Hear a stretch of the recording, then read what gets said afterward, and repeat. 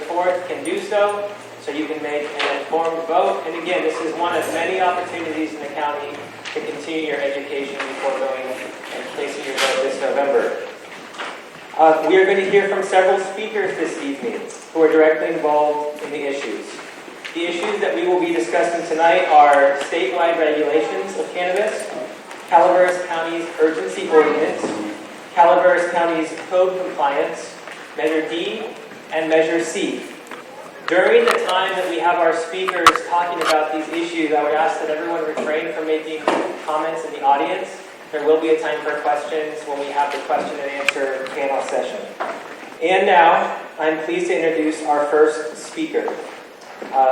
Max Nicolonis, you're going to be speaking about state regulations. Just a little bit about Max. He's a senior legislative aide in the office of Assembly Member Rob Monta, working on the issues of education, public safety, economic development, medical cannabis, and the state budget. In 2015, Max found AB 266, the Medical Cannabis Regulation and Safety Act, providing the first state regulations of the medical cannabis 215 in 1996.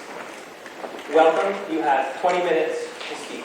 Last year, I was able to work with Assembly Member Monta. I've been working with him since 2012, and I was able to staff him and work with him on the Medical Cannabis Regulation and Safety Act. Started with AB 266, but also AB 243 and SB 643. Additionally, this year I was able to work on the cleanup and budget trailer bill that is attached to all of this Senate Bill 837. Combined, those bills make up the MCRSA, or Medical Cannabis Regulation and Safety Act. Just a little background on why we came to this role, why we came to this place. Assembly Member Monta is at the time of introduction, was the chair of the Assembly Health Committee, and he was really interested in going and tackling a big issue that faced California for decades, and doing something that wanted to help patients and help provide the protections to patients and stability, and really bring this industry from the gray into the regulated system. He also represents the city of Oakland, which has always taken a very forward-looking stance on cannabis. But the fact that we represent Oakland just meant that we were comfortable having the conversations that need to be had to build a state structure that worked for all jurisdictions, urban and rural, counties and cities. When Assembly Member Monta introduced the Medical Cannabis Regulation and Safety Act, we wanted to do it with a different type of approach. In previous years, we've gone and seen an industry bill on one side and a law enforcement and local government bill on the other side, and they would battle each other out, and both would end up failing passage. And ultimately, there was no movement forward, nothing for the voters in the people of California to get some clarity. To go back for one moment, Proposition 215 passed in 1996. Prop 215 provides limited immunity for prosecution for the cultivation, possession, use of medical cannabis by patients, and it provides protections for those who give recommendations to patients. Ultimately, our medical system is all based off of that limited immunity, which is then expanded through Senate Bill 420 in 2003, providing what's known as the collective cooperative model. Any cannabis cultivation or sales or donations or what have you presently occurs is through a collective or cooperative if they're seeking to be legal at the state level. Through our stakeholder discussions for the Medical Cannabis Regulation and Safety Act, or MCRSA, we wanted to bring, as I mentioned, everyone to the table. So at the table we had the League of California Cities, we had the California Police Chiefs Association, we had the Rural Counties of California, we had the California Cannabis Industry, the California Growers Association, Americans for Safe Access to deal with patients, and as well as organized labor in the form of United Food Commercial Workers and the Teamsters. So there was something that everyone was interested in making some progress on, but they all also made concessions. It wasn't everything that the growers wanted, it wasn't everything that the industry wanted, it was everything that local government wanted. There are a couple of core principles that really guided us on constructing the MCRSA. All right, so those are three different areas. The first is the Cole Memo, which was the United States Department of Justice Memo in August of 2013. The second was the idea of dual licensure, which is the idea for the state and the local license. And the third was a sort of distributed agency system. We didn't just have one state agency regulating cannabis, but you divided it up between consumer affairs to deal with dispensaries, public health to deal with manufacturing, and food and ag to deal with cultivation, because those were the three natural state agencies to deal with it, as opposed to just having one agency of marijuana, agency of cannabis that dealt with all of them. We want to use existing resources, existing expertise. To go back to the Cole memo, the U.S. Department of Justice in August of 2013 released a memorandum that said if a state and local government have cannabis regulations and regulatory ordinance or provisions that meet certain federal standards, you will be a low priority for federal enforcement. You will be at the bottom of the list for the U.S. DOJ to go after you, for the, and hopefully for the DEA and others to go after you. That was a fairly extensive list of 8 different provisions. And I'm going to go through them just briefly. Distribution to minors, distribution and sale to minors. Using the cannabis business to be a pretext or sending money to cartels or gangs or other criminal enterprises. Diversion from a state that allows cannabis to a state that does not. Being a cover for trafficking, drug trafficking or sale of other drugs. There being violence or firearms involved in the cultivation or distribution. That there would be dangers through impaired driving or drug driving or other public health impacts. The use of or cultivation of cannabis or impact on public lands and the environment. And last but not least, the possession and use on federal property. So with this in mind, if a system adequately guards against those 8 harms, from the children to violence to cartels to the environment, if you adequately guard against those, then you will be a low federal priority. California's system under Senate 420 did not meet those requirements. But under the MMRSA, that was designed to meet those requirements and to be satisfactory to go and prevent future federal action. The next principle I mentioned was dual licensure. Dual licensure is the concept that you have both a state license and a local license. I think that's part of why we're having this discussion today with some of the other speakers, is around the local licensure requirement. Ultimately, that means that local control, which was insisted upon by the League of Cities, the counties, and the police chiefs, is a critical component. This idea that if you revoke the local business license, the business stops operating, the business loses protection under state law from prosecution, and it gives some absolute control over what you do and do not want in your community. Some communities have banned, some communities have regulated, some are still figuring out what they wish to do. But the idea at the state level was up to you to make the best decisions for your communities. However, the state did institute some standards, and the state license is sort of the floor. If you don't meet the state standards, it doesn't matter if you got a local license. If you don't get the state license, you're not protected from prosecution. You will be shut down. You're in a legal operation. Additionally, this was clarified in Senate Bill 837. You must get a local license before you get a state license. The state will not issue a license to anyone at the state level that does not have a license from their city or county. And so it's a critical component that local governments and that the voters in local jurisdictions go and take action or make a decision before the state starts. If you wish to wait until 2018 to go take that local action, that's your prerogative. But know that until the locals take action, nothing will happen with state approval. These were critical components and critical principles with the idea of dual licensure. And just for contrast, I don't know what Peel's experience is with the alcohol industry in the county or in the city, but there's been some attacks and some concerns about alcohol beverage control, ABC, and them not shutting down from liquor stores or not shutting down from restaurants or having noise complaints or whatnot.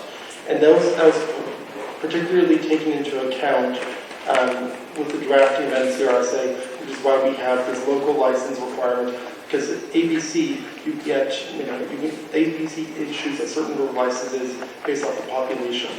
But there's local, hearings and such like that. There's no actual local license required. So it's very different from that to ensure there is that control. The next, beyond local control and a dual licensure, the last part I mentioned was this distributed approach. The idea of letting the right agency make the right decisions and do the right regulation. Cannabis, we're treating medical cannabis as an agricultural product. It, in our mind, is best regulated by the Department of Food and Agriculture and working with the local agricultural commissioners in the various counties and jurisdictions. They are the ones who have experience with crops. They are the ones who have experience with pesticides and other issues. And so that was the appropriate level of regulation. In terms of manufacturing, that's a job that's by the Department of Public Health, Office of Medical Cannabis Safety. They want to create a new office for it. And ultimately, they are going to be inspecting manufacturers, because that's what they currently do with other extraction or manufacturing facilities at the state level. However, because it's cannabis and because of the robust controls of the Cole memo, it's going to go take it to their state, look at examination on them. If it was another extraction facility, it wouldn't require to get a state license, but for cannabis, they will.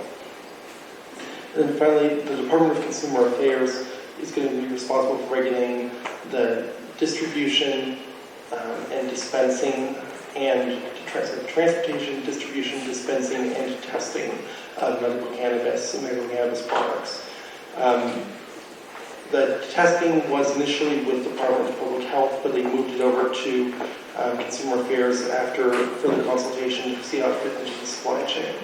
But ultimately, Consumer Affairs deals with consumer protection and wanting to ensure that products are quality and that consumers are protected, patients are protected. They have the medical board, for example. So they were the most appropriate agency for this.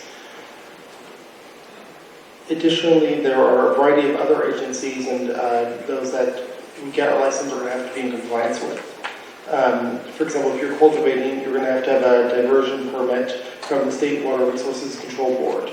It's going to be difficult to get these water permits. It's going to have to go and depend on whether you're in a small or large watershed, whether you're pulling from a well, whether you have stored water rights. Additionally, compliance with Department of Fish and Wildlife, Department of Pesticide Regulation, the Ag Labor Relations Board, and Cal OSHA are all going to have industry-specific requirements that will go and be targeted towards medical cannabis. So there's going to be a lot of cannabis-specific state regulation. There's going to be the three main agencies. Now to touch briefly on the regulatory side. So there's a couple other,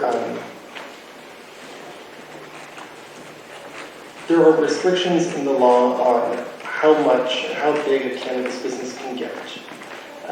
For example, if you want to be vertically integrated, which is the idea of having a cultivation, manufacturing, and dispensary, you're limited to only having up to 3 dispensaries, 1 manufacturing facility, and up to 4 acres of cultivation. And each of those will require a separate state license and local license to obtain. Additionally, distribution through the supply chain must be handled by an independent, mandatory distributor, which is responsible for quality control, quality assurance, verification of testing results, and collection of taxes should a tax be created at the state level. Finally, all cannabis before it gets on store shelves must be tested by an independent testing lab. And so both the testing lab and the distributor cannot be owned by any other aspect of the industry. They have to be financially independent. The testing lab is going to test for mold, pesticides, potentially heavy metals depending on the regulations. And we're also asking you perhaps look at microbial DNA and RNA, which are the evidence of prior existence of old pesticides. Additionally, they will be going and testing for the concentration or the potency of medical cannabis products. So we know exactly how intense, what percentage of tetrahydrocannabinol is, or THC or cannabidiol or CBD is. So we know how straw it is, what's in it, and we know that's clean for the patients, so that they aren't going having something that's tainted by, by a pesticide or tainted by mold spores, especially if you have a, say, an immunosuppressed patient that's a cancer patient or an HIV/AIDS patient. Finally, all cannabis will be tracked through the system from the point it's cultivated to the point it is sold to a patient. That's called track and trace, and they're developing a system, Department of Food and Ag is developing a system where there will be tags on every single plant that's cultivated. And that information from that plant will then be logged in terms of how much cannabis comes from the plant. And then that will be tracked from the cultivator through the curing process. Then some of it may go to the manufacturer, some of it may just go to the distributor, where it then gets sent for testing. And then lastly to the dispensary. So you'll be able to go and find flower on the dispensary shelf and be able to track that back to where it was cultivated from. And that's to ensure that there isn't diversion out of the state of California, there isn't diversion to the black market, there isn't diversion to minors and those who should not be getting access to medical cannabis. Ultimately, it's a fairly robust, complicated system of regulation. It took a lot of time. It's not an understatement to say it was thousands of hours of work last year to put the system together. And right now, the Bureau of Medical Cannabis Regulation, the Office of Medical Cannabis Safety and DPH, the Medical Cannabis Cultivation Program, and Food and Ag, they're just going through their pre-regulatory discussions. They're still working out issues of who is defined as an owner, or how does that work out? Can you go and have multiple licenses on a single parcel, or can you go and, or is it just one license per parcel? Who's required or who's allowed to transport? One other thing I want to mention that I didn't touch on. As part of the application process, there is a background check. There are severe stringent requirements as to who can get a state license. And additionally, the local government can always put more stringent requirements. But if, under the background check, you or any of the owners of the licensee have a prior conviction that's substantially related to getting the license, in this case we define that as a prior conviction relating to controlled substances, or for theft, embezzlement,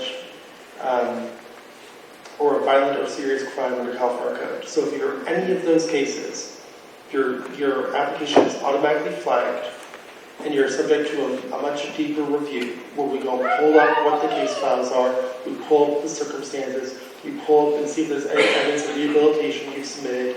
We go and ask if there is a letter from your local government saying that we can vouch for this individual. So automatically, if there is a prior criminal record of a violent, serious felony or one that's substantially related to cannabis activity, you're flagged for further review. And that is designed to go ensure that those are getting into this industry are the good actors. So we don't want the cartels in the industry. We don't want gangs in the industry. But we do want to provide a pathway for those that do have a prior arrest for cannabis. If they've gotten a certificate of rehabilitation, which goes and wipes it from your record, or if they have folks that can vouch for them, we'd like them to be able to come into the light and get a state license. So we're trying to strike that balance, and the deep dive was the approach that was taken. Happy to take questions afterwards, and I think that's the summary of what I've got. Thank you, Max. Next, we have Supervisor Cliff Edson. He's District 1 Supervisor, and Steve Kearney, District 5. They're going to be talking about the current county's urgency ordinance. I'm gonna keep my seat. I'd rather be part of a panel than a presenter. So I'm going to try to keep this in a down-home type of talk. First, I've got a question. Max did an incredible job of explaining the law. But if I ask you if you think you can pass a random 12-question test on what he just told you. At the end of this, do you think you can pass it? Be honest with me. I mean, I think. There are a few people who are taking notes who probably could, and hence that's really what we're here tonight for. I'm not here to tell you to agree, disagree, or whatever. This is called Demystifying the November ballot measures. And I can only talk on what the county supervisors were involved in, where we came from on it. One of the things that I feel pretty comfortable with, and first I want to qualify this, we have one of our attorneys for the county council staring right at me, so I'm getting to read on her. She grimaces at me, I know I said something wrong. I enjoy numbers, and I like to look at them, and I like to rationalize what we can and can't do with our finances, and the board kind of knows that I do that. When I looked at our law enforcement, where we're at with it, and I looked at 10 years ago what we gave the sheriff, $6.7 million. And then 10 years later, we gave the sheriff $5.5 million. Okay, then you go back and you go, well, okay, 10 years ago, if you bought a candy bar for $1, according to the Consumer Price Index, that candy bar now cost you $1.21. So basically, to keep the sheriff's budget at the same budget as it was 10 years ago, it would have to be $8.1 million. Is everybody with me so far? Because I don't like to lose people in these numbers. And we haven't done that. And can we go through the budget and scrape $1 million here and there? Probably. We would short departments. Our public works department's already $1 million short. People wonder why there are weeds growing up in the middle of roads. Well, they don't have the money to fix it. So frankly, that money's not there just to keep the sheriff on the same level that it was 10 years ago. So going forward, we have had marijuana growing in this county for as long as I can remember. The first time I ever ran into it was when I was 19 years old, and I am 59 now. And I was fishing in the Stanislaus River Canyon. Came upon a pile of black tubing near the river that probably had about 400 running feet in it, and decided I probably shouldn't be fishing there anymore that day. Going forward, it has been here for a long time. I lived in Mountain Ranch 6 years before I moved down to the General Valley Springs area. It was very common every fall to hear about a bust for the Mexican cartel, and these people have been growing down in the canyons, and they were arresting them, and you could always do that. It was just a small part of what was really there. When the urgency ordinance that we are dealing with right now was passed, it didn't pass on the first go-around. The first go-around, I voted against it. And I voted against it because it did not provide for law enforcement, it did not provide for code enforcement, in my opinion, it did not provide for environmental review and things of that nature. With the state law having been passed, we were under some pressure to do something.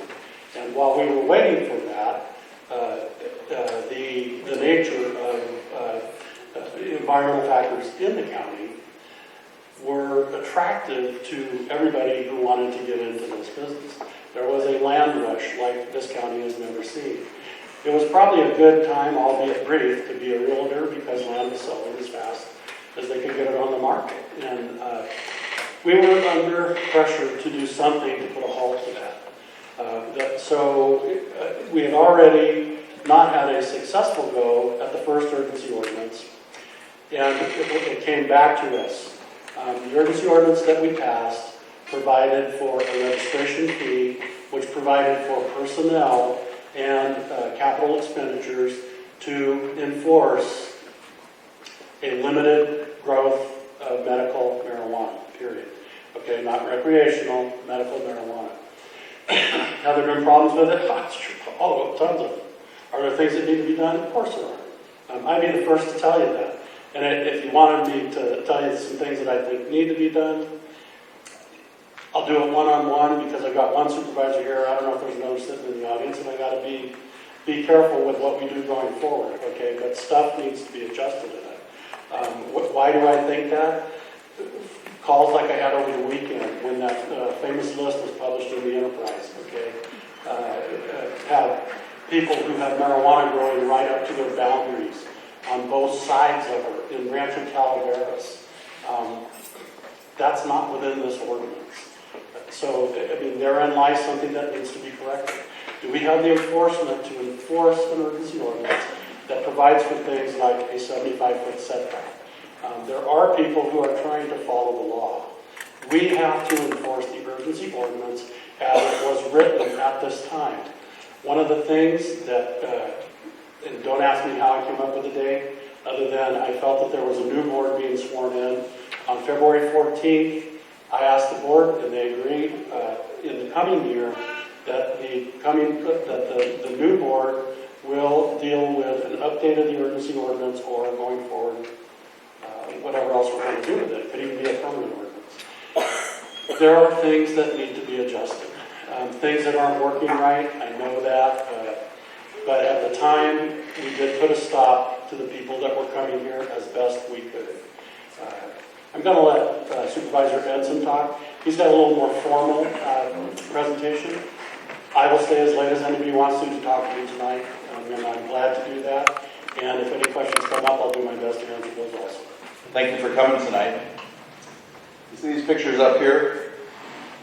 When I first got into office, one of the first things that I did, I was doing meth awareness seminars because we had a lot of meth in the county, a lot of robbery or burglaries going on, and so we wanted to get out and educate the public a little bit on the meth portion of it looks like.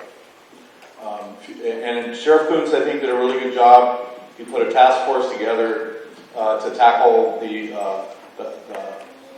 problems around the burglaries. They were just going rampant for quite a while. The other thing that I did was put together a watershed management program. And one of the things that I got was some photos from our sheriff department on a couple of cartel buses they had. And although these aren't them, they look just like this stuff up here. This is what goes on in your backyards, in the woods, the illegal diversions of water, the poisoning of animals, the destroying of the watershed, and that's our water source, and it was rampant. So those are two really important things to consider. I know that the sheriff was very limited on their budget. Between 2007 and 2012, they had $2 million taken out of their budget. That's 24 officers, or 24 deputy sheriffs. They were doing absolutely the best they could. So you have to pick your poison. And the methamphetamines came up, and I got to tell you, I think that was a better one to choose, the methamphetamines to try to get control of or get rid of. Here's a good one here, Furdan. Furdan is routinely found in some of these cartel grows, and Furdan's been actually banned in the U.S. for about 13 years, and yet they still find it here. Furdan is an extremely bad poison, and so they dip meat in Furdan, and then they throw it out to rodents and different animals to kill them because they mess with their plants. All right. That's illegal grows. Illegal grows. The ones that, as you regulate, then you can go out and you can inspect these grows. And you inspect them for chemicals, and you inspect them for the right codes and the things that they need and that we need to keep them safe as you can. Okay. So during the fire, I was really surprised when I took my first ride up into the fire area, and I just couldn't believe how many grows were up there, actually. And so this has been a problem that's been here for quite a while. I think that, like in 2010, the county did a ordinance on dispensaries. And they allowed the dispensaries to become legal in 2010. There was a problem right then and there. You could tell. So if you didn't have a problem, why would you have dispensaries in 2010? The grows were happening, obviously, otherwise, why would you need dispensaries? So this board has actually taken on quite a task, I think, trying to reel this in. The fire left a lot of land that people didn't want, and it was cheap, and it had water on it, wells, septics, all the things that people need to get on a piece of property. And as a matter of fact, they didn't even have to clean it off, clean the vegetation off because it was already done. And they came in and they offered those landowners good money, and the landowners took it. And so the influx was tremendous, and it was quick. I remember in February there were 12 dispensaries that had applications in the planning department. 12 dispensaries just waiting. And so we acted to not let that happen. And so we also acted to follow the ordinance. And the Board of Supervisors had a good ordinance when they did, as far as dispensaries go, they kept it under control. They could have,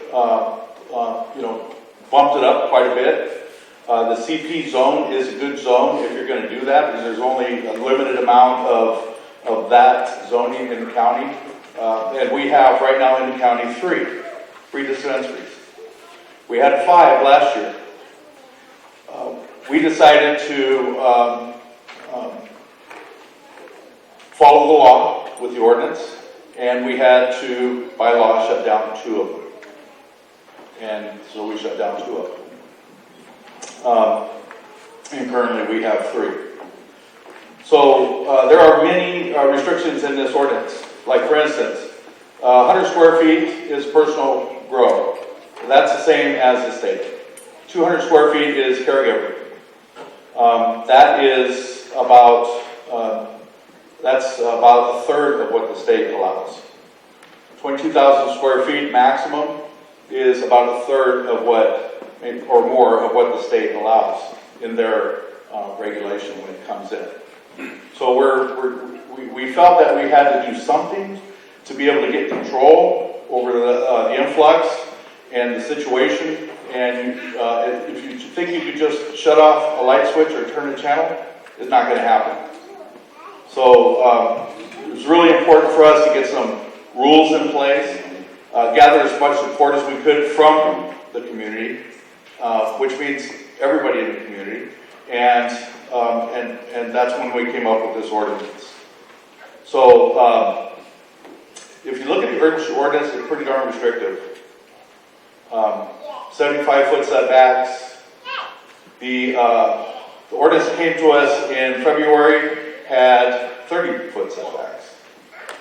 So there was a lot of different things that we negotiate our way to be able to come up with something that we could work with. And also the urgency ordinance is adjustable, and it is, we're able to, as a county, we're able to adjust it in the future.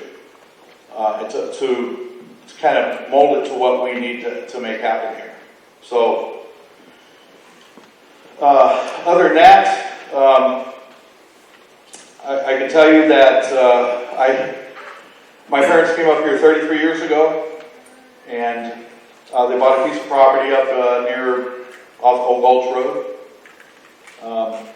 The trailer that was on that piece of property was a meth trailer.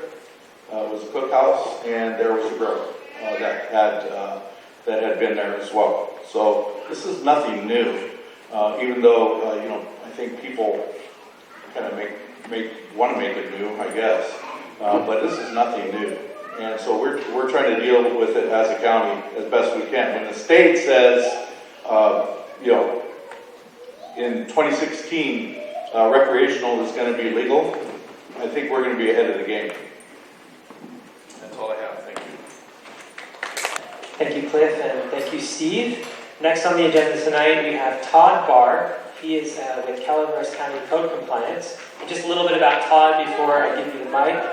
He's been the supervising code enforcement officer for Calaveras County, and he has 16 years of code enforcement experience. Prior to his employment with Calaveras County, his experience included both law enforcement and commercial industrial construction. Welcome, Mr. Barr. You have 20 minutes. Thank you. I'm not going to take 20 minutes.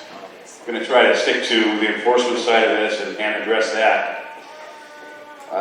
When the ordinance was passed, of course, we had a lot of good people looking at this, and we could tell that we were going to need some manpower to be able to take this on. Since that time, we have teamed up with several departments, mainly the Sheriff's Department, Environmental Health, because code enforcement is involved there, and some of agriculture.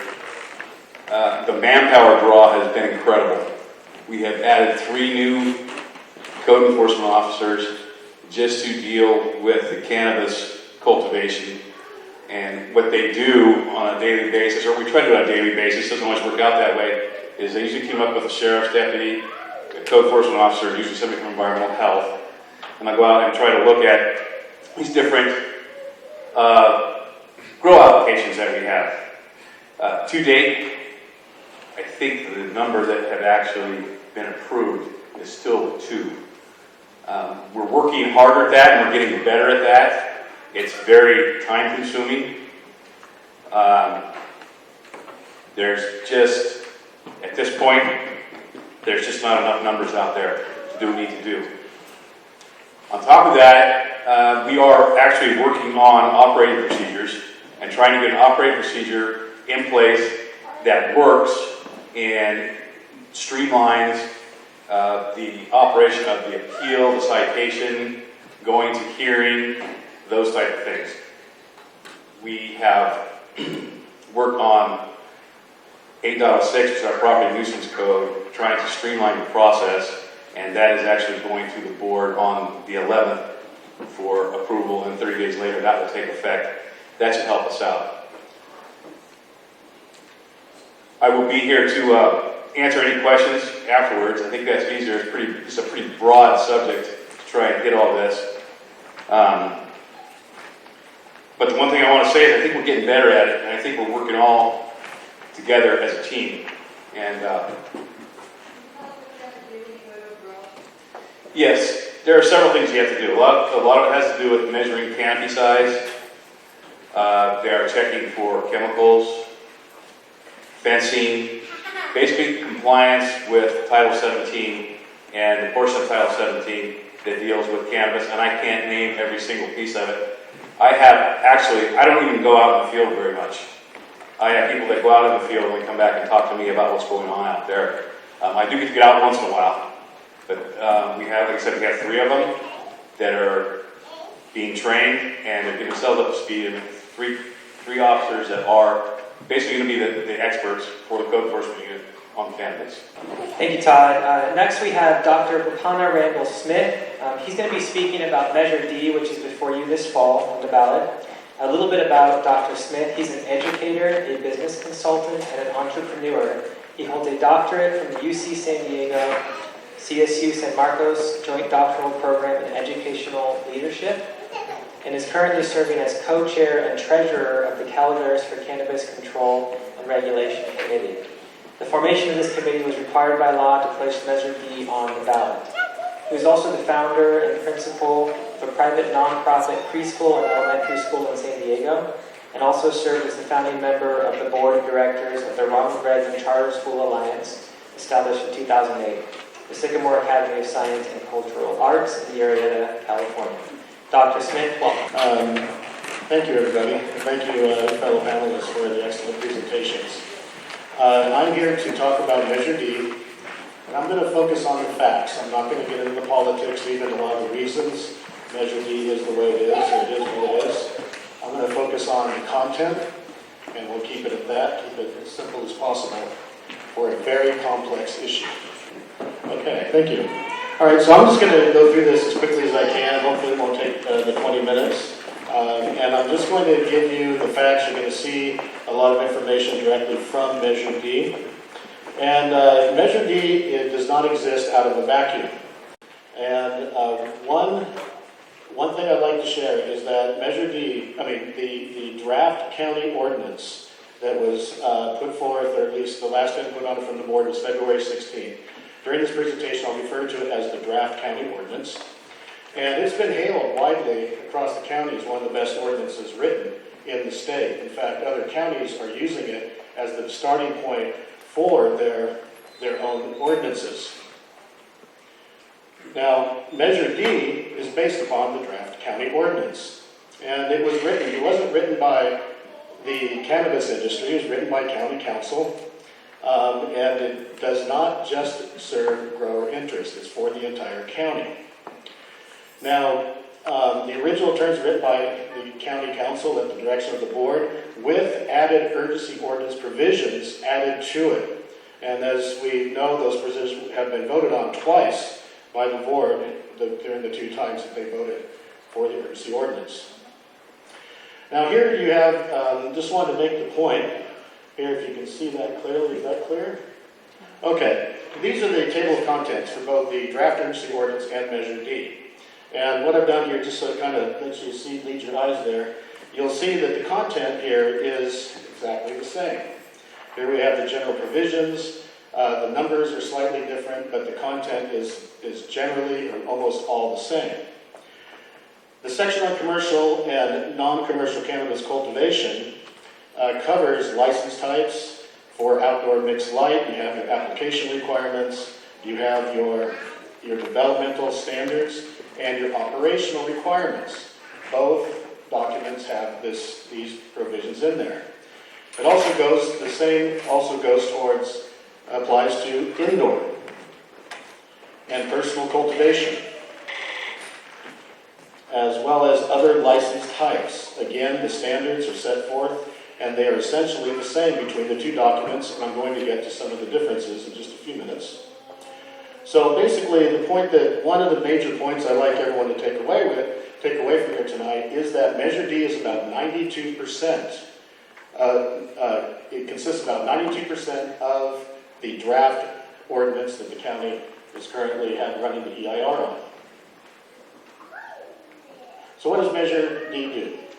It covers all of these areas. I'm not going to read through them here. I'm not going to read the slide off to you, but we're going to take each of these one by one and take a look at the actual provisions contained in Measure D. Land use.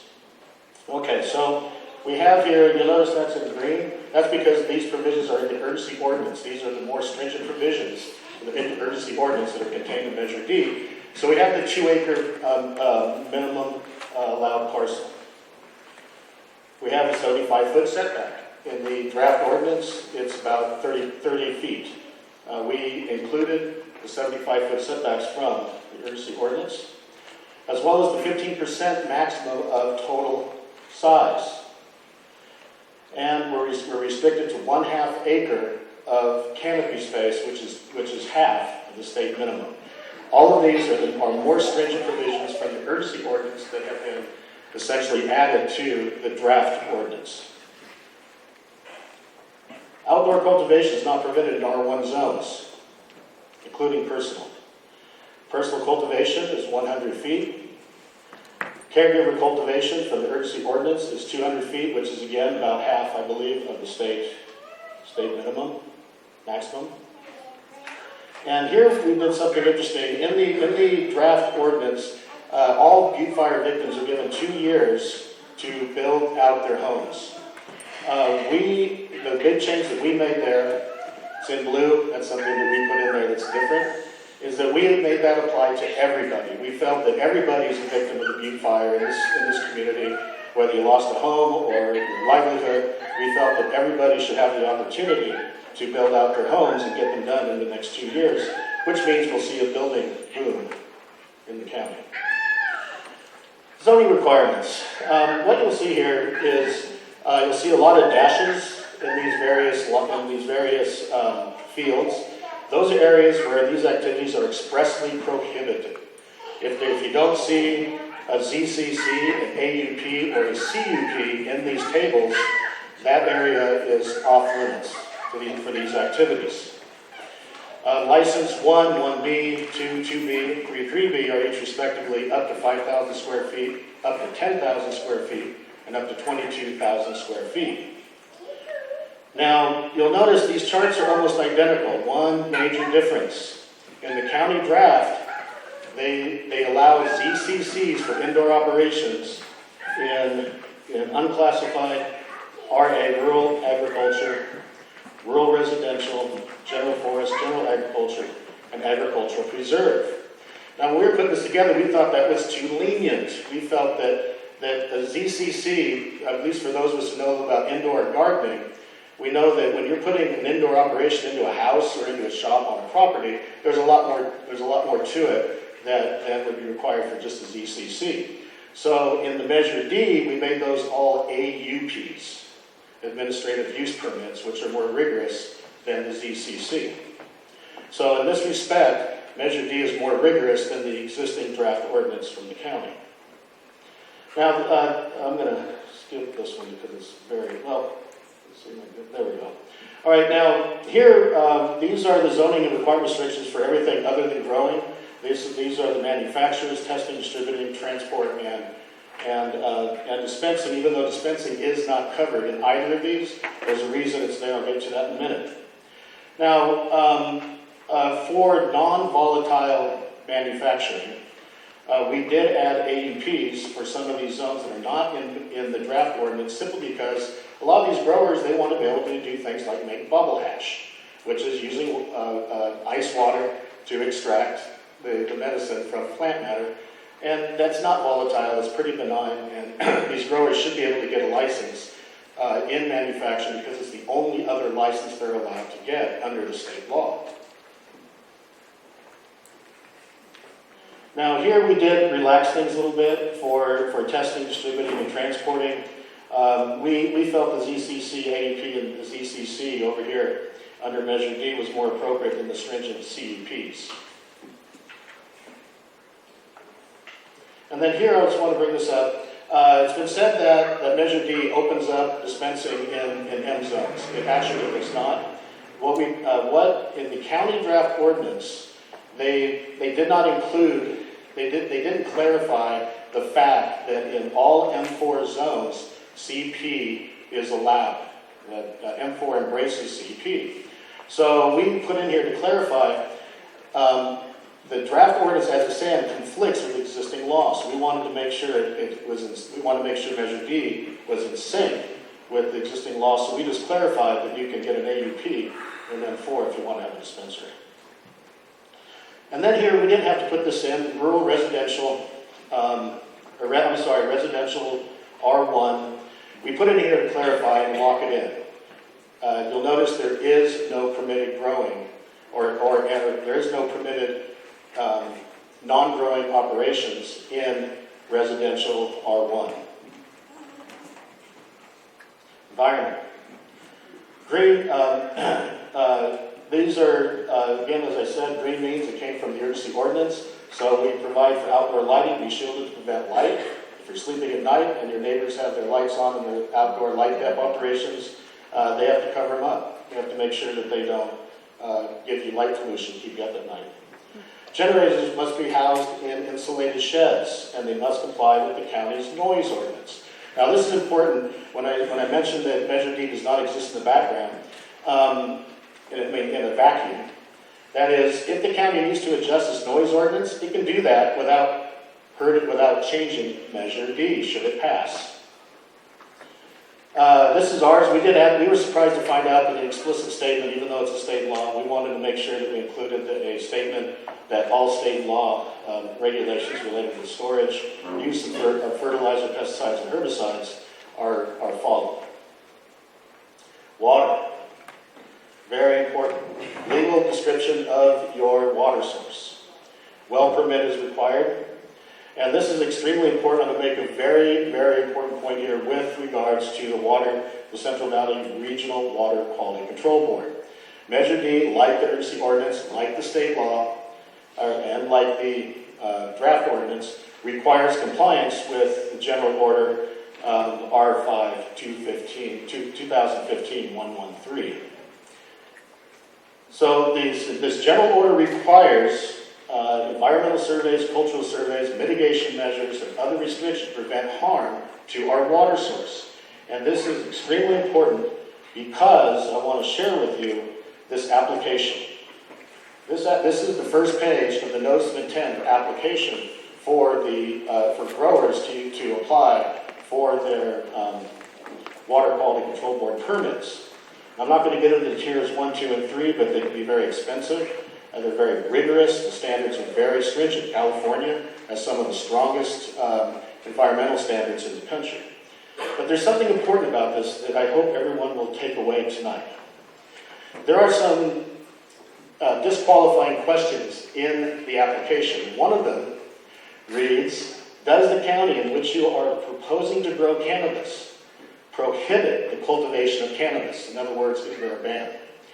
Or is cannabis cultivation not allowed by the land use, is not allowed land use for your property under your county's general plan? In other words, if you have a ban or you have nothing on the books, the applicant, if you look over here, if yes, the board cannot enroll your site under this general order. What that means is if we have a ban or have no regulations, the Water Quality Control Board has to go away. They cannot do their job by law. They can only regulate and provide certificates to legally licensed entities. This is critical because right now in Calaveras, thanks to the urgency ordinance, for the first time, our growers are complying with these very, very stringent requirements. We don't want to let that go. Security requires submission of the site security plan. They have to let the county know what they're doing to protect themselves and their neighbors. We have the 6-foot-tall fence. That's in the urgency ordinance. Screening material to prevent visibility from the roads, public lands, and properties. And we have the background checks. Now, this is a pretty serious issue, and I'd like to share with you the 17.95.220 from Measure D, and this shows what the sheriff gets to do with regards to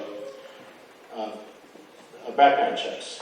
And you'll notice Roman numeral 1 says that if the applicant has been convicted of an offense, it doesn't say felony, it doesn't say misdemeanor, an offense related to the functions or duties for which his business he's applying for, very similar to what we heard with regards to state standards, he has the ability to reject that application. We also have felony convictions for drugs. We have serious and violent felony convictions, and then we have felony convictions involving fraud, deceit, and embezzlement. Like the draft ordinance, Measure D mirrors the state law. It fits it extremely well. Now, we added something else that was not in either the urgency ordinance or the draft ordinance, and that is we gave the planning director authority to take into account past citations in the county. So he can look at penalties and violations of local ordinances and consider those in approving or revoking a license. So now back to background checks. A memo was recently done by the legal firm in Sacramento, Abbott & Kinnear, in August of this year. And they looked at the ordinance, they looked at state law, they looked at case law, and they answered a couple of questions that are very important for the community. And what they found was that the proposed initiative would allow the sheriff to review and consider some misdemeanor convictions of applicants for a land use permit. They referenced specifically that any offense clause in Measure D, as well as state law. They did say he cannot fingerprint background check employees. And that's something which the sheriff has been asking for, but under Measure D, he cannot get that. However, they did find that instead the County Board of Supervisors can consider adding expanded background checks through the business licensing process without touching or changing Measure D should it be adopted. In the business licensing, they can give the authority to the sheriff if he can convince them to do it. Does he really need it? It's debatable, but they can give it to him if he can convince them to give it to him.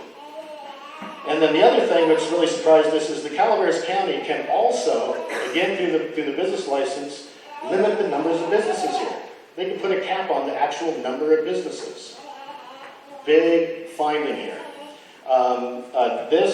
The point being is Measure D does give control to the people, and it gives some leeway to the county government.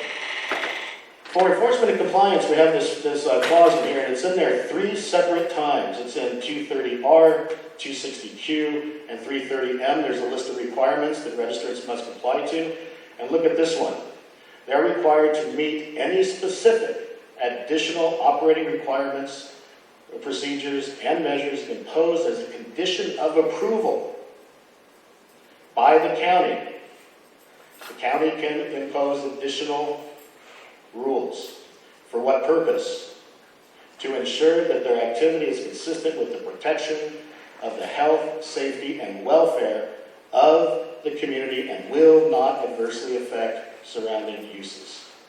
The county has some flexibility here to fine-tune and to make this a stronger or a better or more efficient measure down the road. So the flexibility is important. We want to make sure that's an important piece of information for the voters to be aware of. And of course, we have our on-site compliance inspections, as we've heard about a few minutes ago.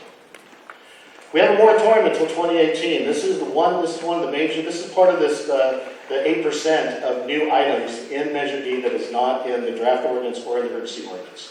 And basically, the way it works is 3 weeks after enactment of Measure D, there's a 10-day notice of intent filing period, and it's very narrow. Under the urgency ordinance, it was 3 months. We made it 10 days. And within those 10 days, any business that wants to get a license in Calaveras has to come in with their name of their business, type of license, notarized lease, and the APN, or the parcel number of the site in which they want to do their business. After that 10-day notice of intent expires, if that period expires, the door closes to any new businesses, shuts the door for the entirety of 2017. So this means that the county officials will know precisely how many businesses they have to regulate. They'll know where they are, who they are. They'll be going through the application process, and the sheriff will know who is going for licensure, who is not, and be able to go after them. So fees, I just wanted to quickly get on this real fast. We did reduce the fees for the second year. It's been a criticism because we felt the first year you have a ton of paperwork, it's new, it's very costly. We thought the second year it might be less. However, Measure D authorizes the county to do a nexus study and to adjust the fees accordingly. The county cannot make a profit through these fees, but the county can charge whatever it takes to administer the program.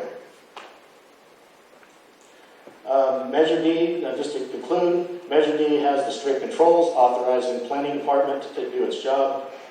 We enhance public safety by requiring the background checks. It does not prevent the county from addressing additional public safety concerns. We protect neighborhoods by imposing the zoning restrictions. And we protect water and soil through especially the Water Quality Control Board. Thank you very much. That's about as fast as I can go to get through all this. I probably used all the minutes, sorry. In the back of the room, these slides are in a handout. You're welcome to take those. And also on the very last slide, I provided the links to download the urgency ordinance and the draft ordinance and Measure D. You can print them up. You can look at them for yourself. See if I've made any errors here in this presentation. The final presentation that we have is going to be on Measure C, and there will be 3 people talking about that. We have Supervisor Cliff Edson, we have Kaz Tomaseski, and we have Steve Kearney. And since I've already introduced Cliff and Steve, I'm going to give you a little introduction of Kaz. He's the Executive Director of the Calaveras Cannabis Alliance. He works to legitimize the cannabis industry in a way that economically benefits the community at large while incentivizing ethical business practices among cultivators, He has served as the primary representative of the Calaveras cannabis industry to local government since July of 2015. And before I bring these three up, just a quick note.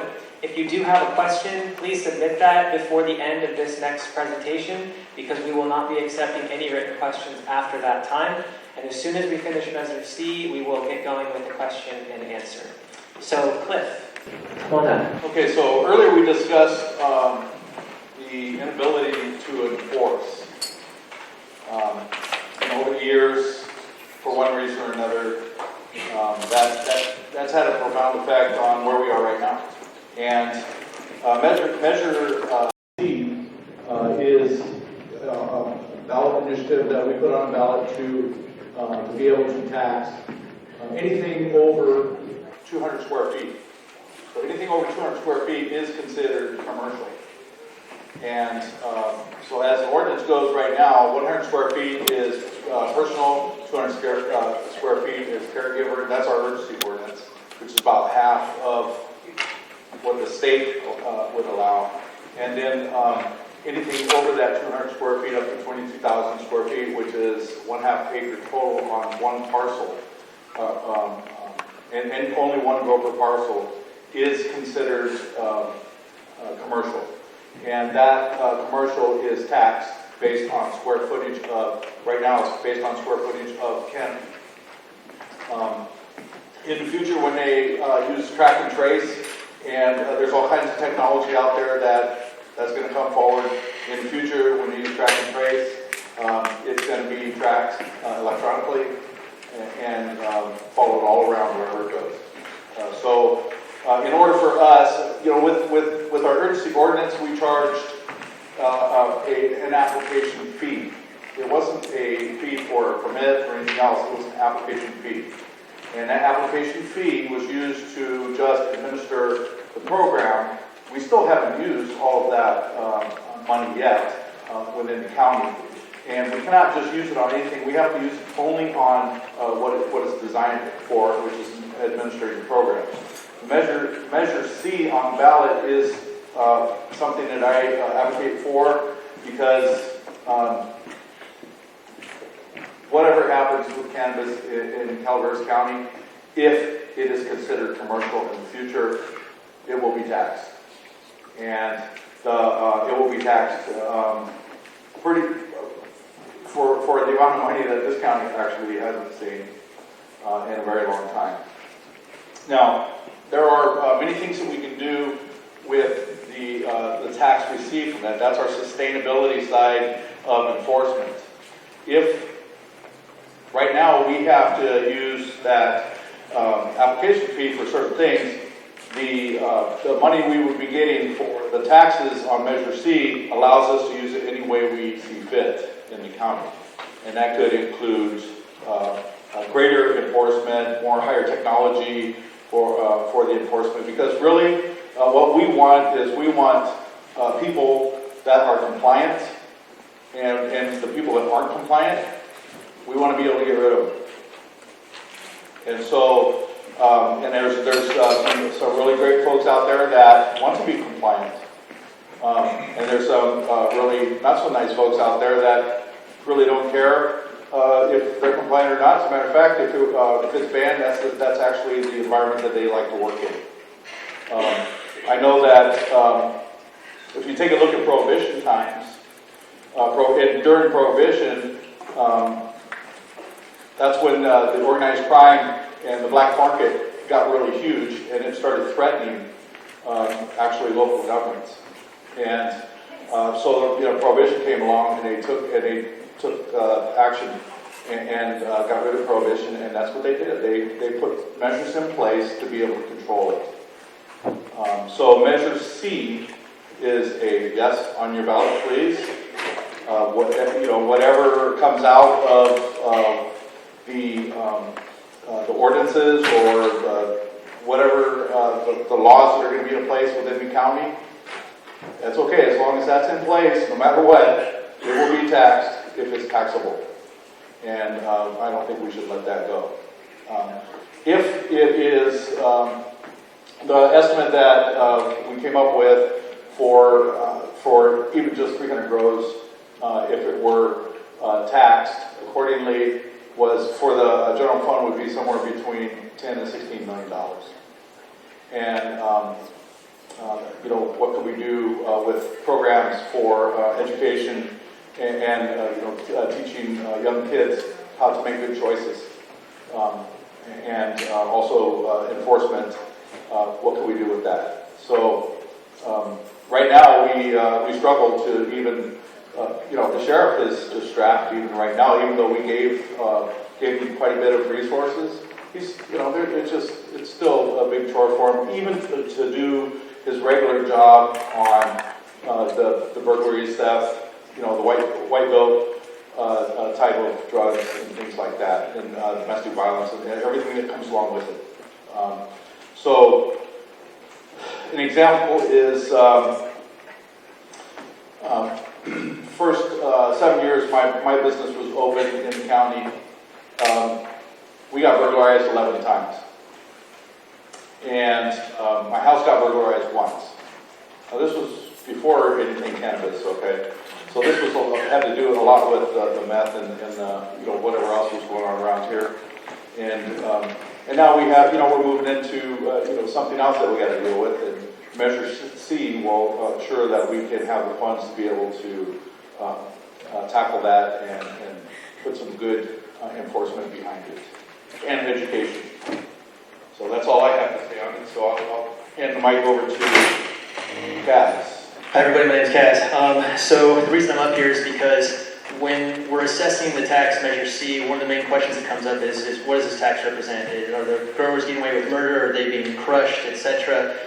What percentage of total proceeds does this equal? So I'm going to go through some of the numbers here. So Measure C imposes a couple things. First off, 7% gross proceeds tax for all non-cultivation cannabis business. Now, as it exists right now, that's actually a smaller piece of the pie, so I won't go into that. The big thing here is that Measure C would tax outdoor and mixed light growers $2 per square foot and indoor growers $5 per square foot.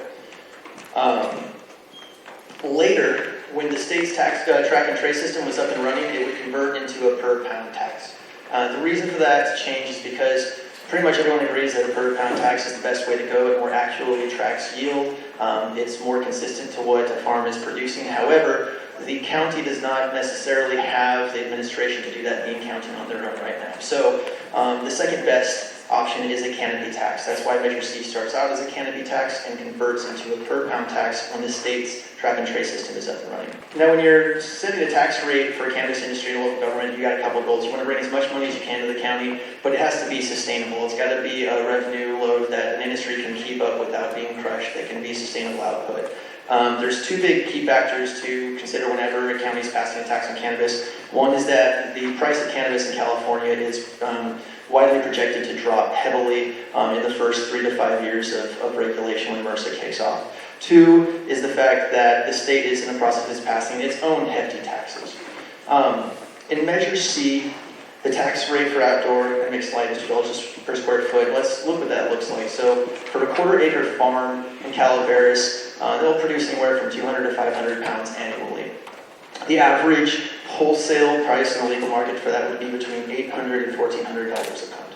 If you take the average farm, then you're looking about, average quarter-acre farm, about 350 pounds at about $1,100 a pound, which via Measure C taxation represents the equivalent of about a 5.7% gross proceeds tax.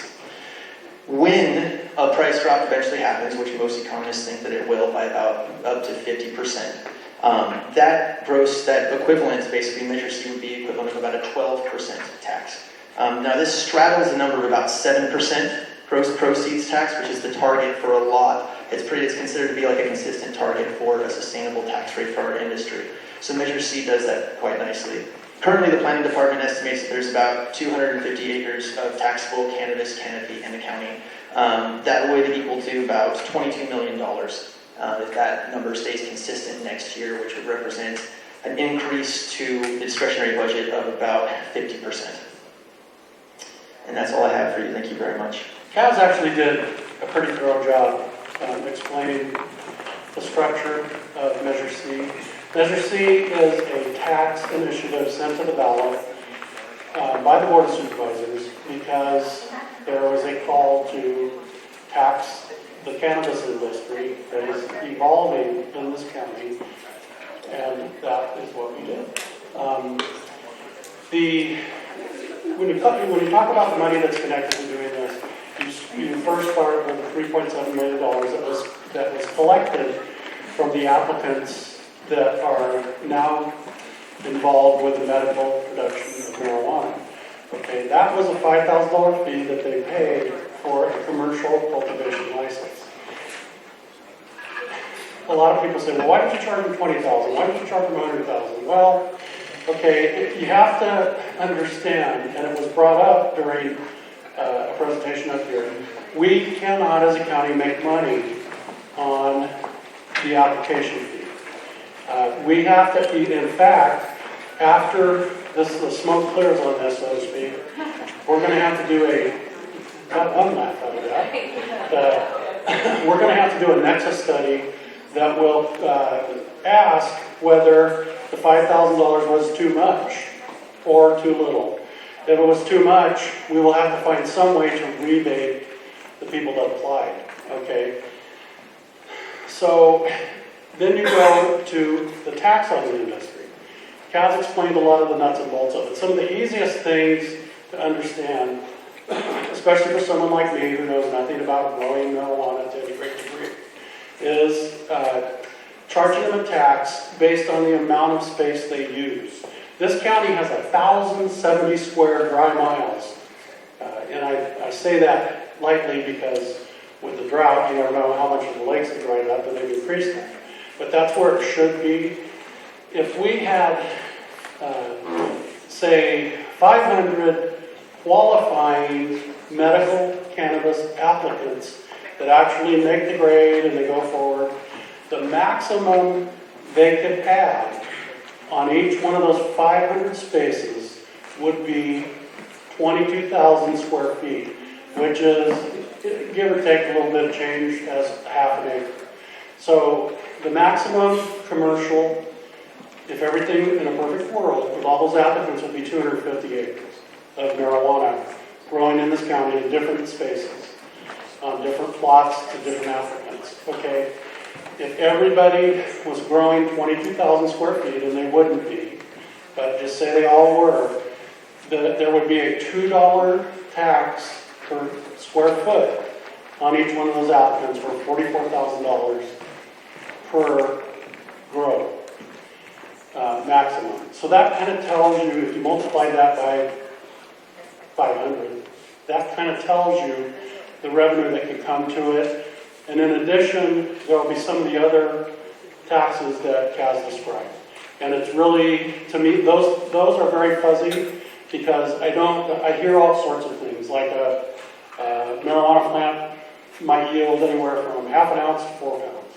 So we don't know how much that will come out of that. But I hear estimates like you just heard. It's going to be anywhere from 10 to 20 million. What will we do with that? Well, obviously, we have an enforcement problem. I described one of my constituents in District 5 that has it growing on all sides of her. And what she described is not a compliant grow. So going forward, we have to find a way to enforce that and get it out of here. There are such a wide variety of cartels that have been mentioned to me. I don't even know where to begin. In fact, coming from someone who never even thought about that, it was all surprising to me once I started learning about it. So we have to have money for law enforcement and our infrastructure. Somebody brought up to me, well, who paid for the dump trucks that hauled the marijuana they pulled from one of those grows just now and threw it away? Well, that's not part of anything that I've seen so far. So we have money that's being expended that has to pay for. So we also have a tax, that if we have a tax coming, the roads that are being torn up by the water trucks delivering, etc., they're going to need to be repaired in addition to other parts of the county. So that there is a tax needed. It could provide an awful lot of income to the county. We could repair our roads. If you want to vote for that is going to be your decision.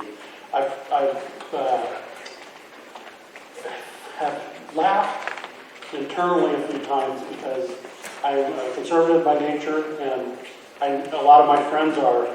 And if you bring up a new tax to them, they would say, "No way, we don't want that."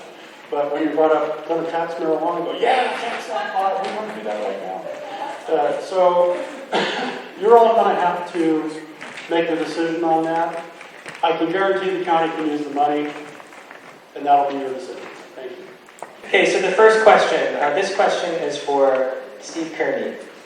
If the rate of fees needs to change, does the new rate go to the voters every time the fee is passed? You're talking registration? Are you talking the registration fee? I Is that what that's meaning? Well, let's assume it is. Okay. Okay. If you're talking the $5,000 registration fee, I don't believe it does go to the voters each time. That would be a board decision. Now, if you pass Measure D, how that works, I'm not really sure. But the board would set that fee. And if we step back to what I said just a couple seconds ago, that isn't a profit motive for the Board of Supervisors or the County of Delaware. We can only charge what it costs to administer that fee, and should we find that we're charging too much, some way it would have to be rebated back the next year. So it doesn't behoove us to charge any extraordinary amount. By the same token, right now, I'm trying to make sure that the fee that was collected is spent on enforcement. And if you heard me a few moments ago say, well, the dump trucks went out there and picked up pulled marijuana and they took it and threw it away. Well, I haven't seen that accounted for, and that was expensive. You probably had public works people working overtime. You gassed up those fuel trucks to go get it.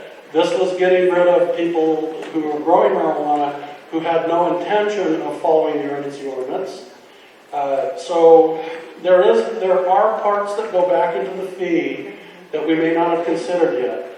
So has the $5,000 been the correct fee? We don't know yet. If it needs to be less, we would have to set that. If I'm not mistaken, Measure D says the fee is $2,500. Okay. Now I don't quote me on that because I'm not 100% sure, but the board, yes, to answer the question exactly, would have to set the fee going forward. It's not something that goes to the taxpayer. A new tax would have to go to the voter. And Steve, if I could just follow up, a similar question asked about Measure C as well. If that needed to be changed to meet the needs, would that have to come back to the voters? The voters are the only ones that can affect the change in taxes. The Board of Supervisors cannot. And I hope it has never changed so the Board of Supervisors can put a tax on you. I would not want to ever be part of that. That should be something that comes from the voters. Any follow-ups from other panelists? So the fee for either D or urgency ordinance would be set by an exit study that is that's going to be performed by county. So based on how, what we had to go through to even administer this, there's going to have to be an exit study on it with our urgency ordinance as well, and to be able to set that fee for the next time. Because we cannot make a profit on it. But as far as the tax goes, we can make a profit on tax. And as far as taxing the industry, that's the way to do it. Not taxing individual, everybody here. We all shouldn't have to bear that burden. It's what's coming in here, and that's what needs to be taxed. Any further follow-ups? Yeah, just to clarify, Measure D expressly authorizes a nexus study to adjust the fees. Does everybody know what you mean by nexus? I always love these word nexus, arbitrage, all this kind of thing. It's a comparison study. I don't know why that can't just be said that easily, but... Okay, on to the next question. The topic of this is track, trace, and yields, and the speaker who's supposed to address this is Max and Cass. At what point in the cultivation process will plants be banded with identification tags? Who physically bans the plants? And how is the banning related to tracking plant yield? What agency is responsible for verifying all plant yield is accounted for? So who wants to take that first? I can start off with that one. So track and trace, a series of questions about track and trace. Ultimately, a lot of those questions are still being decided. The answer is still being decided by the California Department of Food and Agriculture. If you go onto their website, cdfa.ca.gov, you do a search for the Medical Cannabis Cultivation Program, MCCP. You can go find a copy of their draft environmental impact report, etc., which is how they're going to looking at answering questions like, at what point is the plant matured, and at which point do we have to go and attach the plant tag to it. However, part of the reason why they want to collect all this data, and they want the plant tag to be collecting data about both the individual plant yields and also the yields over the canopy area. So that after a couple of years, they'll have much more standardized data for yields based off of, standardized data for yields based off of area and based off of plants, so they can know better what to expect. Right now, the system doesn't know, the tracking system does not know, would not know whether this plant in particular has a high yield or a low yield, so trying to track the square footage also. And then once they have several years of historical data, then they can use that to go and flag for abnormalities. A cultivator who is either reporting too little, meaning diversion to the black market, or is reporting far too much yield, which is inversion from the black market, from an illegal growth, or trying to make that legitimate. But ultimately, it's the Department of Food and Agriculture. In terms of the actual height, I think 10 inches has been proposed as the height of plants, but ultimately, if you're doing a sea of green, one bud per plant, very different type of cultivation, really does depend. So, but CDFA is taking active input on that right now. I'll pass it. One of the big things that comes up is obviously the county ordinance is the limiting factor is square footage, not plant number, as is the MCRSA state law. The reason for that being is plant numbers were used early on via basically it was a number that was produced by the federal government to try and track things related to yield and usage by cannabis farming. The only problem is cannabis is a very unique plant in agriculture. You can grow a plant that's 2 feet tall and yields a fraction of a pound, or you can grow a plant that's the size of a tree and yield 15. And it turns out that the determining factor in regards to yield and water usage and all of these other things, it's really more determined by soil volume and cannabis space. So most of the statistics now that are being created to track anything like usage or yield for cannabis are on a square footage basis. But track and trace is based on a per plant sort of thing in most systems. So they're trying to find ways of making those systems compatible. One of the things also that happens is the yield of cannabis is extremely variable, not just on how you grow it, but where you are. Appellations, different growing areas experience much higher fluctuations in yield and quality than in traditional agriculture for other crops.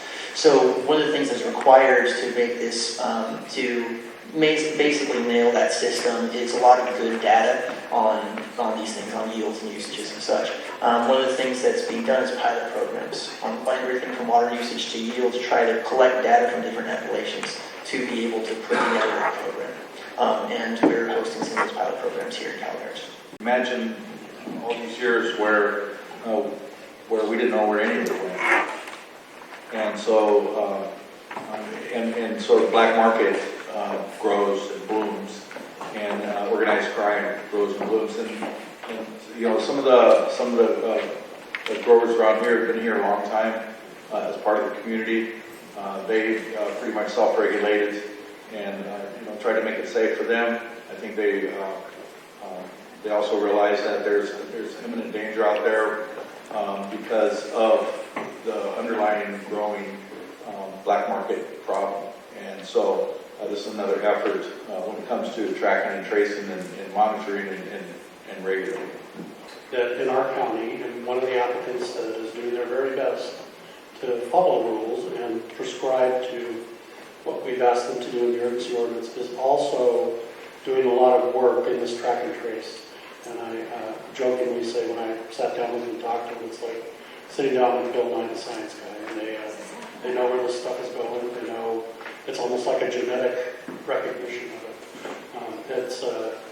And that is going on here because that is a concern. Where is all the marijuana that's being grown going and what's it being used for? And there are people that are identifying that in a certain segment of what you're seeing in this county. Thank you. On to the next question. This is regarding code compliance. This is for Mr. Barr.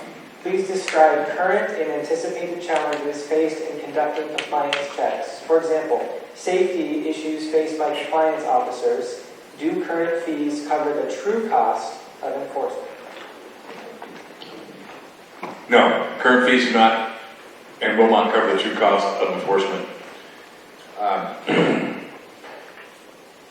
The plan right now and what we've got in place is to set up 3 different teams with a deputy and a code enforcement officer to get started until we get familiar with the people that we're going to be in contact with. After doing this for so long, I figured out that you get to know people and you know you can trust and you know where you can go and you know where you will be invited all the time. So at some point, we will be able to just double up with 2 code enforcement officers and do the compliance checks. Of course, you know that is not going to apply to any illegal grow because they're having to go to the sheriff's department. We do have safety equipment on order. Each officer going out to the grows initially will be wearing vests, and they will have sheriff's department communication. Okay, next question. This is regarding land uses for Kaz. What are your thoughts on land use designations where grows are currently located, the issues, and how you think we might resolve issues moving forward? Wow, that's broad. Okay, so zoning and land use. I'm assuming that the question there is where should grows be allowed and where should they not be allowed and why. So I'm going to break it down that way. There's one of the challenges in putting together an urgency ordinance in a county like this is we had a rather large and well-entrenched industry when the ordinance was put together to regulate it. It's been compared to trying to work on a car while it's moving. And there, in a perfect world, if we had set up the industry before there was any industry here, the zoning allowed for cannabis cultivation made it different. Specifically, a lot of the conflicts arise around rural residential zoning and whether or not cultivation should be allowed there. Now, there's a lot of arguments that it should not be. The issue is that and now that we have the data on this from the planning department, about somewhere between 1/3 and 50% of all the grows in the county are in rural residential zoning. Therefore, to make that unavailable to grow in would essentially be removing somewhere between 100 and 350 families from their land and their occupation. And it's just the type of thing where to draw a line like that wouldn't be incredibly sustainable. Now, in a permanent ordinance, there may be some creative solutions to that. There are certain ways of when there's a illegal non-conforming use of a parcel that's allowed to continue for whoever is in control of that parcel, but no new permits are issued for those, and after the original owner vacates the land, the use does not extend to new owners, that sort of thing. But for the sake of the urgency ordinance was designed in response to an emergent threat to public health and safety and had very strict restrictions on what it could and could not do. It's kind of it's something that hit basically all of the most necessary points to get regulations in place to start cleaning up the situation in Calaveras. So as to zoning right now, I believe that that commercial cannabis should be allowed anywhere that commercial agriculture is. And for those zonings where it might not be incredibly compliant as by the will of the board of the people, creative and sustainable solutions need to be found to remove the industry from those places in a way that does not essentially completely remove families en masse. Yeah, so the urgency ordinance is basically puts a cap on that. The enrollment period was from May 10th to June 30th. And that's all that's allowed.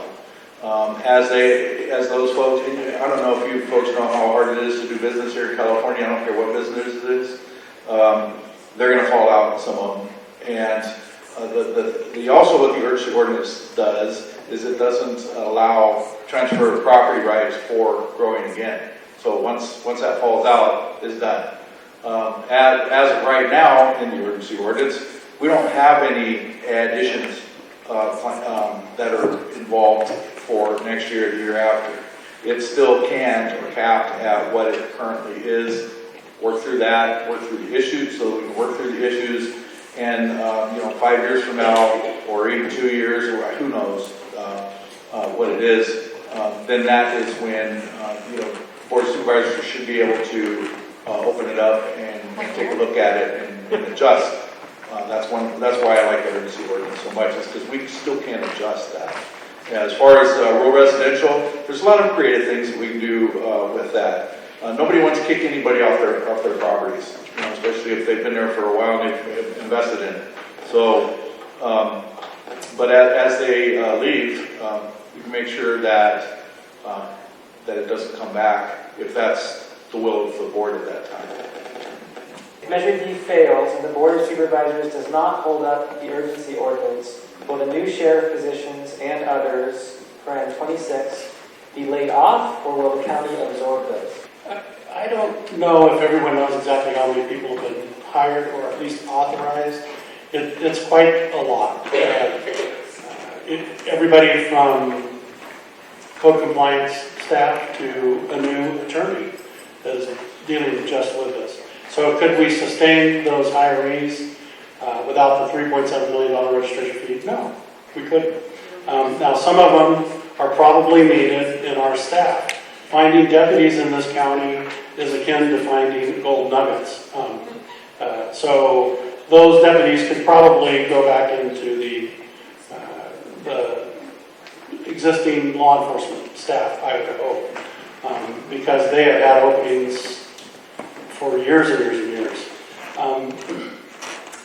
So I don't believe we would be able to put all of those people in. But I think I said earlier, the urgency ordinance is up for review on February 14th. And I actually, the one who came up with that, why I picked Valentine's Day, I have no clue, but I just felt that a new board coming in would have 6 weeks into their term, and they would be ready for some serious work, which it will be.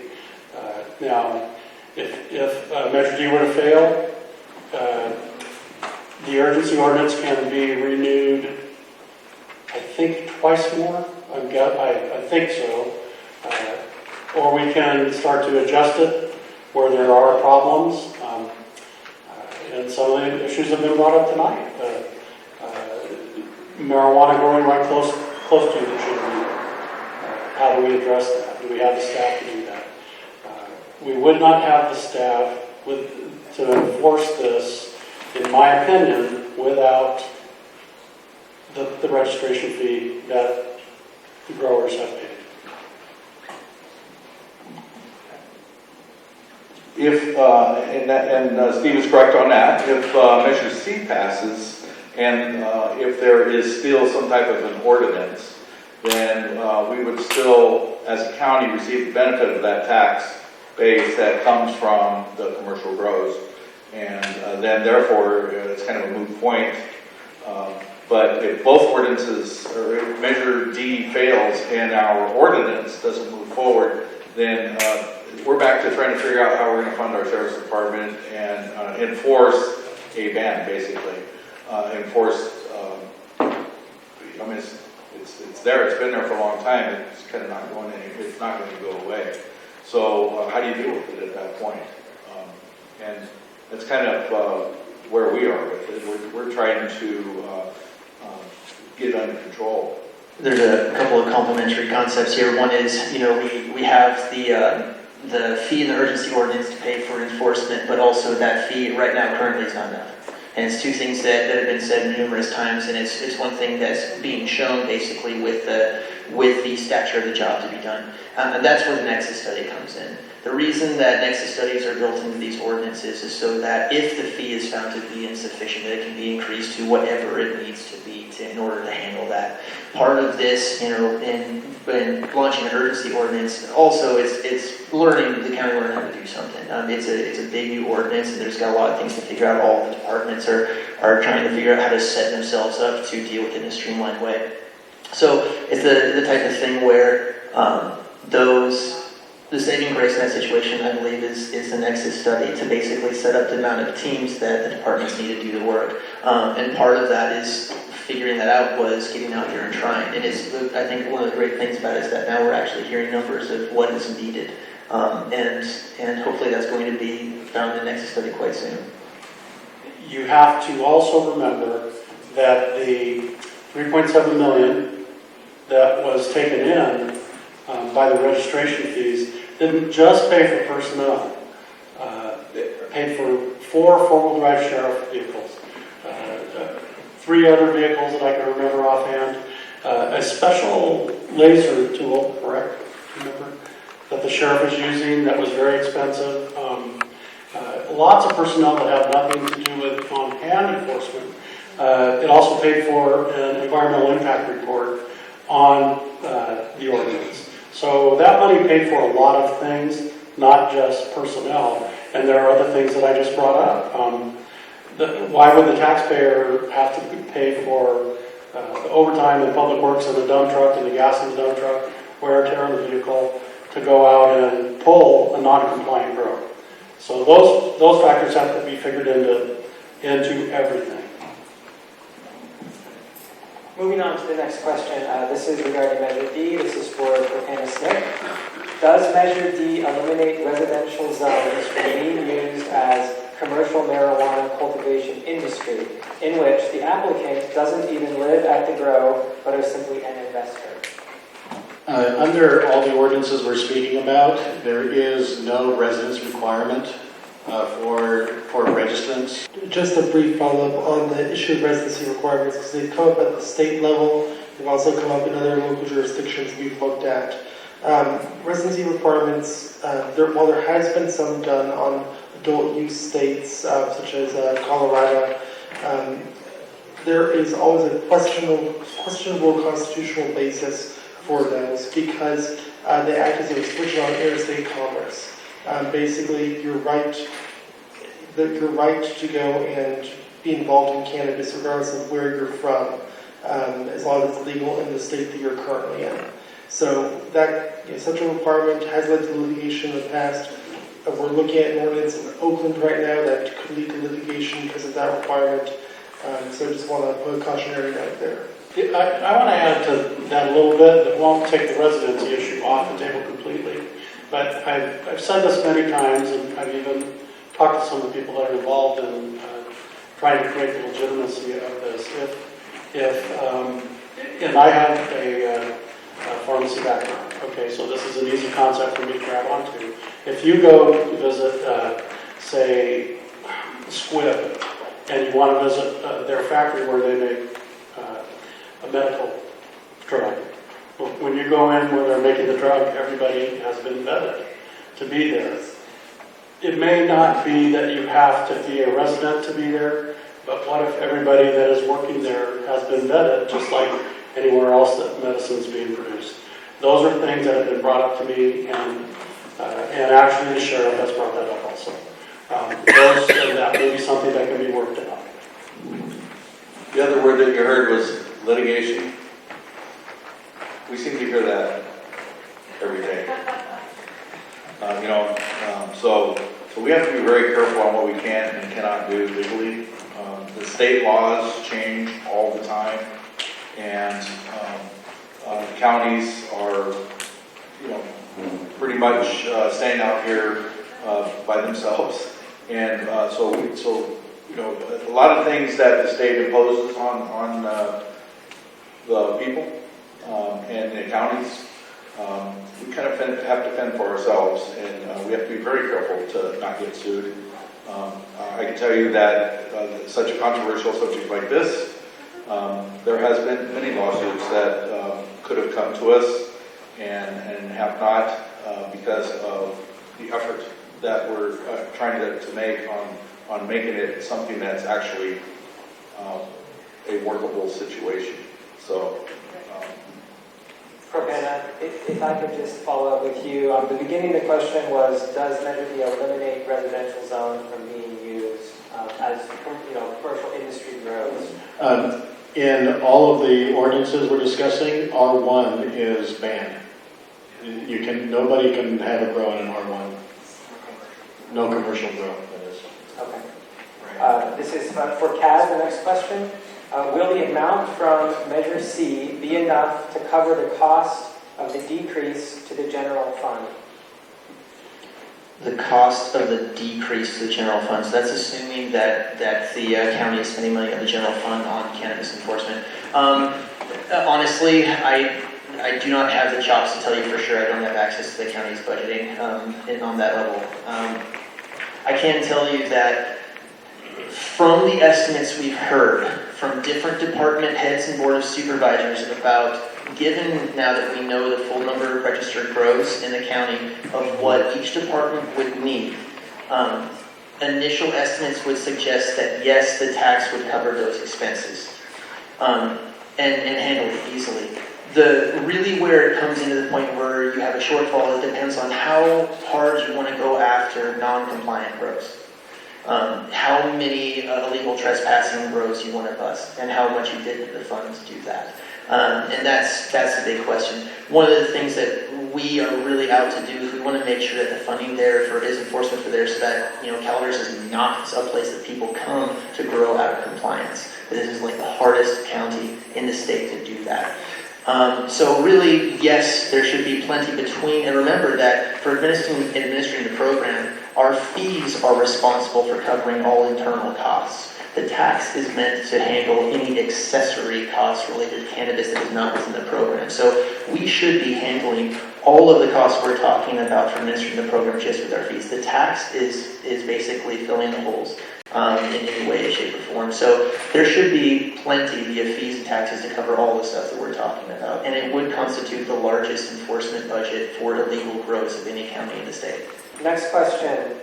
This is directed at Todd Barr. Which measure supports our law enforcement best, in your opinion? Measure C.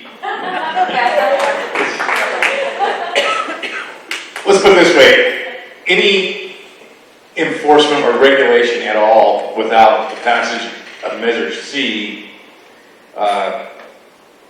could be a disaster. You couldn't keep up with it. We're going to need the tax to man up and to staff up the sheriff's department. County council has positions that's financed by medical marijuana. District attorney is also going to need some more help, along with, and actually, environmental health and ag also are going to have positions that are staffed. So you need Measure C if you want enforcement or regulation of cannabis in Calaveras County to be successful. This is for Supervisor Edson and Kearney. Are you for or against Measure D? And why or why not? I've said from the very beginning, let the supervisors finish what they started. It's been tough. We've been in this room with the room filled, having hours of meetings and hours of testimony. And I think that the board is headed down the right path. I think if we work it out in the way we're headed, I'm not saying that there aren't issues. They have to be addressed. We have to have the ability to enforce with some expediency our codes. It's not just those who dislike cannabis, it's also those who are growing it that want the code enforced. And right now, we haven't done that. Yes, I can say we have 6 deputies that were provided through the financing of the urgency ordinance, but deputies don't grow on trees. You don't just go in the backyard and pick 6 deputies off the deputy tree and bring them in. They take a while to train.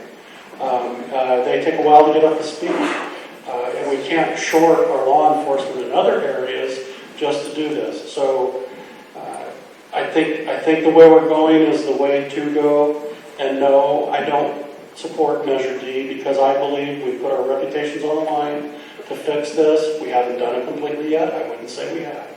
but I believe the way we are going, we'll get a product in the end that everybody can live with. I concur with Steve.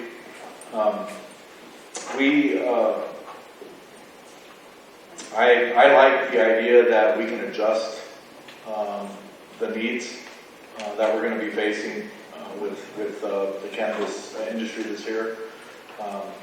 And it's pretty hard to do that when you have a ballot initiative that comes out and says, this is the way it is. From the beginning, I've always felt that our ordinance, our urgency ordinance that we put together, brings more people to the table, and it allows more inclusiveness from everybody. Once you start dividing people, and like a measure would, like Measure D, in my opinion, would, then you have as well as they try to put it together, it's still not something that is going to be able to be adjustable that easily. We can adjust the ordinance for many of the issues that come up, and that's what we should be doing. So I don't support Measure D because, in my mind, it doesn't bring as many people to the table. It actually makes it harder for the Board of Supervisors to manage the situation that we're in. Thank you, Clark. Next question for code enforcement, Mr. Barr. What is the average time between complaints received and results achieved? In my personal experience, it's been over a year with no results. Is code compliance going to eliminate nuisance marijuana complaints before harvest is over? It's a hard question to answer. The response to complaints are based upon usually a meeting between our support with the SO and our enforcement officers concerning cannabis. The response time usually is equal to the threat to the environment, the immediate threat to the environment and surrounding properties. I'm not trying to dance around this. I just don't have an average time on the response. Are we going to be able to eliminate all illegal grows this season? No, we're not. But I would expect that next year or within the next year that the actual number of grows will probably drop by about 50%. Okay, next question. This is directed at Propana Smith regarding Measure D. And this is a multiple part question, so bear with me. Is Measure D subject to an environmental impact report? No, all people-initiated measures are exempt from CEQA and the EIR. However, I do not believe that the exemption is a prohibition. I believe that the county can still do its EIR.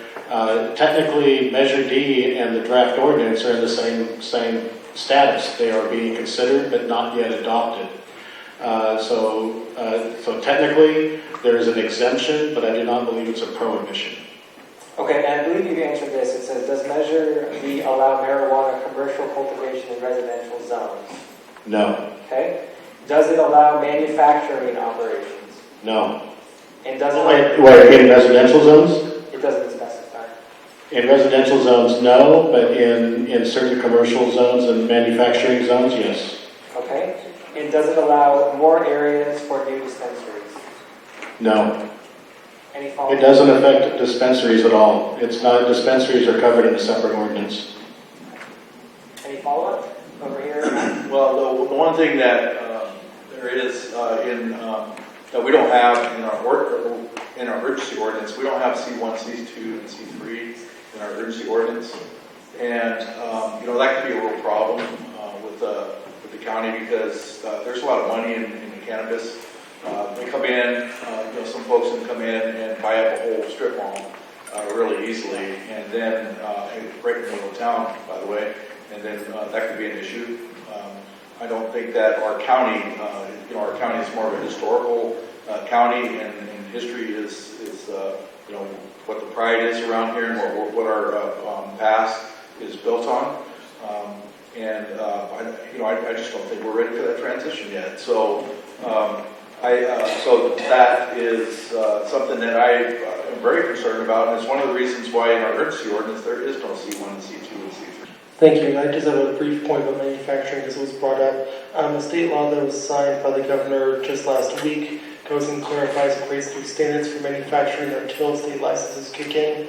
Manufacturing previously has not been legal at the state level, but because of that law, it will be allowable. So when you talk about manufacturing issues, there's now going to be a procedure for that to be state legal while we still get state licenses developed. Small comment.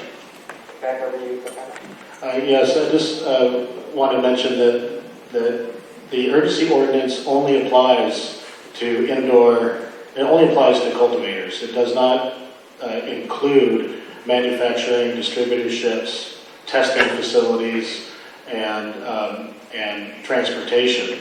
And in that sense, the urgency ordinance, I would argue, with all due respect to Cliff, is that the urgency ordinance is less inclusive because it only applies to growers.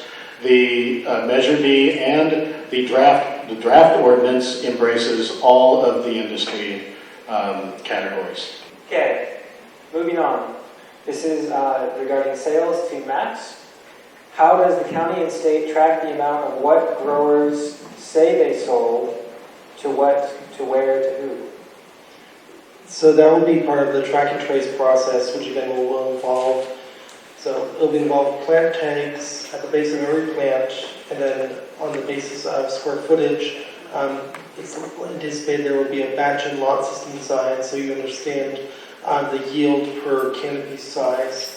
That information electronically will follow the cannabis throughout the system. So they've done it in Washington, they're doing it in Oregon as well, Colorado as well, where they literally, through I think either RFID tags or tags that have barcodes on them, can go and track the cannabis through the supply chain. And then they literally, when they're harvesting, they weigh them out, they harvest it, they weigh the rest of the plant matter. They go and account for any discrepancies there. They go and, when they go and cure it, when they go and dry it, they account for how much moisture is lost and the difference in moisture levels. Then they, but in each stage, it's logged into a computer, it's sent to a state database that has all the information from every licensee, from cultivator to manufacturer to distributor to testing lab to dispensary, so that nothing gets to a dispensary that has not been tested, has not gone through the supply chain. We can't track it back to an individual plant or a batch and lot of plants back at a cultivator. The system is not online yet. They're working on the RFP presently. They're hoping to get it done for January 2018 at this time. I know that there's some folks around here that are actually tracking plants by the genetics. So if it were a black market situation and they got busted, let's say, right, would they be able to tell? They would be able to tell where that came from at that point because of the genetics of the plant. This is a question that actually some folks out of Boston are working on right now, which is trying to identify genetic profiles for different strains of cannabis. They have different cannabinoid profiles, they have different terpene profiles, to go try and break down what exactly is it, where did it come from. I don't think the track and trace system at this point would be competent. Maybe Kaz, you have some more information on that? Or? In regards to using track and trace to be able to place black market product, I agree with Max in that although there's a couple of startups working on it, that it would require more mapping. One of the issues is for instance, grapes, wheat, most crops, you've got anywhere from 5 to 20 different varietals that are grown. Cannabis is the single most highly genetically variable crop grown in common agriculture on Earth, both in terms of being grown and evolved independently in more areas of the planet, but also having quicker life cycles and a higher rate of mutation. So we have hundreds of thousands of varietals. And so to do mapping based on the plant, it actually would take a kind of sort of a genome project that wouldn't be required of other ag. And there's people working on it right now, but I agree with Max's assessment. Farm profit, is the profit for indoor and outdoor considered to be the same? So putting in terms of profit is difficult. I will tell you, there is, so first thing to think about is outdoor is going to sell for less than indoor almost all the time. There's probably, outdoors going to be between 800 and 1,400 a pound. Indoors going to be between 14 and 2,000 a pound about, and I'm sure Doc will probably want to comment on this. Now in regards to profit, although indoor sells for more, they also have higher production costs. They have energy costs and things like that. To put an actual number on it, that's a hot debate. Some people will tell you that the production costs of indoor are such that it compensates entirely for their increased pound prices. Other people will tell you that it doesn't get all the way there, and that the profit margin of indoor is higher. And kind of this is something that's being sussed out currently, and different local governments are making different determinations based on different studies. Quick response by Matt. Just one comment on that. The other factor, of course, is the number of growing cycles per year. The idea that outdoor will have more limited number of growing cycles than indoor, as part of the reason the legislature decided not just to have tiered license sizes from a very small license or smaller license at 5,000 square feet up to 22,000 square feet or 1 acre for indoor site and outdoor respectively, but because the pure indoor operations could potentially get more crops per year than outdoor ones. Where does the county sheriff get the legal authority to enforce health and safety code sections on unregistered grows, but not enforce those sections on registered grows? So the health and safety code sections was prior reference to Senate Bill 420, which provides for the collective model, provides protection for cultivation, distribution, sale, consumption of medical cannabis products. Ultimately, what the county sheriff is doing with differentiating between registered and unregistered grows is using the police power and land use authority of the county as opposed to using the health and safety code protections. And the county land use authority and police powers are well established under Merrill versus Live Oak, which went to ban personal grows, and City of Riverside versus Inland Empire Patients Group, I believe it was, which went to establish ability of local governments completely ban cannabis. So based off of those powers, not necessarily off the health and safety code, comes the authority to regulate. And the Medical Cannabis Regulation and Safety Act reiterated the local government authority and approval as being expressed now.